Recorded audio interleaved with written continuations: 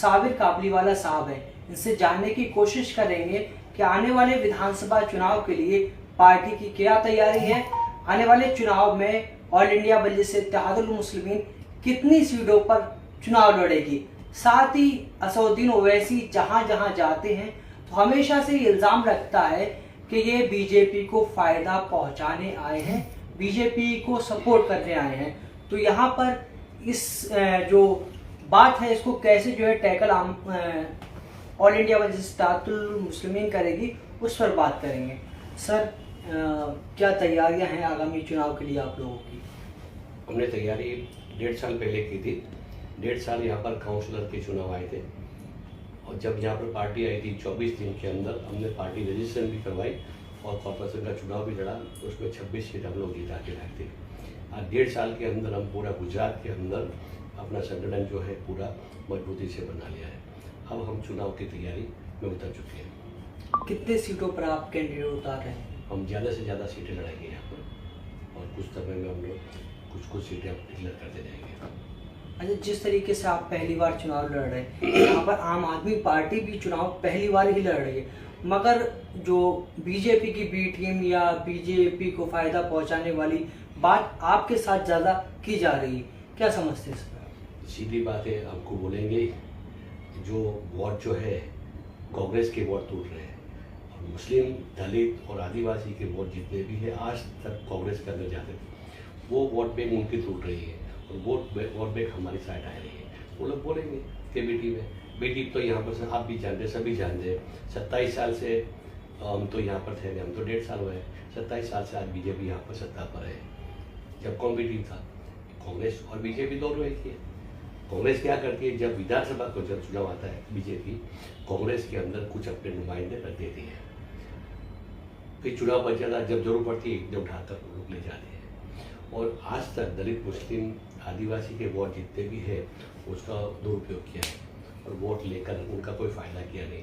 कांग्रेस और बीजेपी ने दोनों मिलकर सत्ता पर रहे और दोनों ने मजा की है और हम लोग यहाँ पर विपक्ष में बैठेंगे, विपक्ष में बैठकर लोगों के लिए लड़ेंगे, मजलूमों के लिए लड़ेंगे और विपक्ष मजबूत हम करेंगे।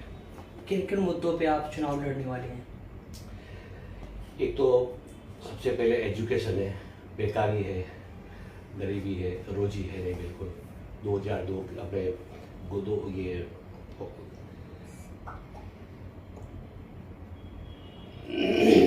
लॉकडाउन के बाद आज हालत बहुत ख़राब हो गई लोगों की। आज सबसे पहले समझो कि जब नोटबंदी आई, नोटबंदी के अंदर लोगों की हालत ख़राब कर दी, फिर जीएसटी लाए, जीएसटी के अंदर उद्योग को ख़त्म कर दिया और लॉकडाउन के अंदर जो बेचारे इतने गरीब थे वो जो रोज़ के रोज़ ला कर खाते थे, वो कारोबार बंद होने से वो बिल्कुल बेकार हो गए। कई फैक्ट्रियाँ बंद हो गई और बेकारी एकदम बढ़ी है और गरीबी, बेकारी और दोनों बढ़ी। हम बेकारी दूर करने के लिए लड़ेंगे और लोगों को रोजी मिले, इसलिए हम लोग लड़ेंगे। अरविंद केजरीवाल दिल्ली से जो है गुजरात के लगातार दौरे कर रहे हैं और बड़े वादे कर रहे हैं कि अगर उनकी सरकार बनती है तो बहुत सारी चीज़ें फ्री में देने की बात कर रहे हैं, रोजगार देने की बात कर रहे हैं, पेंशन देने की बात कर रहे हैं।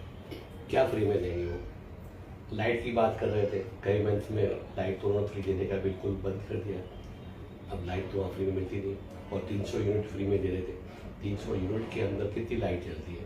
2 पंखे और 2 लाइट। उसमें एसी लगा नहीं सकते, टीवी लगा नहीं सकते और वो जो स्कीम है गरीबों के लिए, गरीबों के लिए। लेकिन ये सबको बोलते हैं कि हम 300 यूनिट फ्री करेंगे, 300 यूनिट फ्री है, लेकिन वो गरीब के लिए अच्छी बात है, बाकी तो किसी को फायदा होने वाला है नहीं है।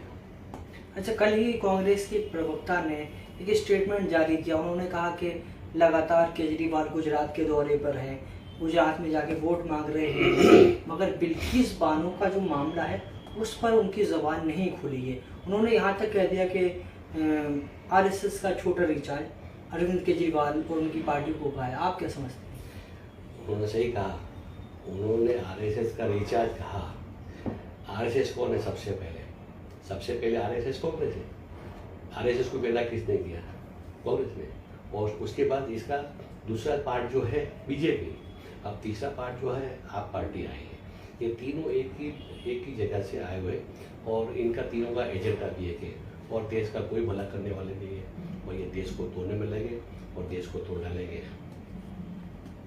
अच्छा, असदुद्दीन ओवैसी गुजरात आ रहे हैं, अब आने वाले दिनों में कब उनका दौरा है? ये दिवाली के बाद दौरे चालू हो जाएंगे और लगभग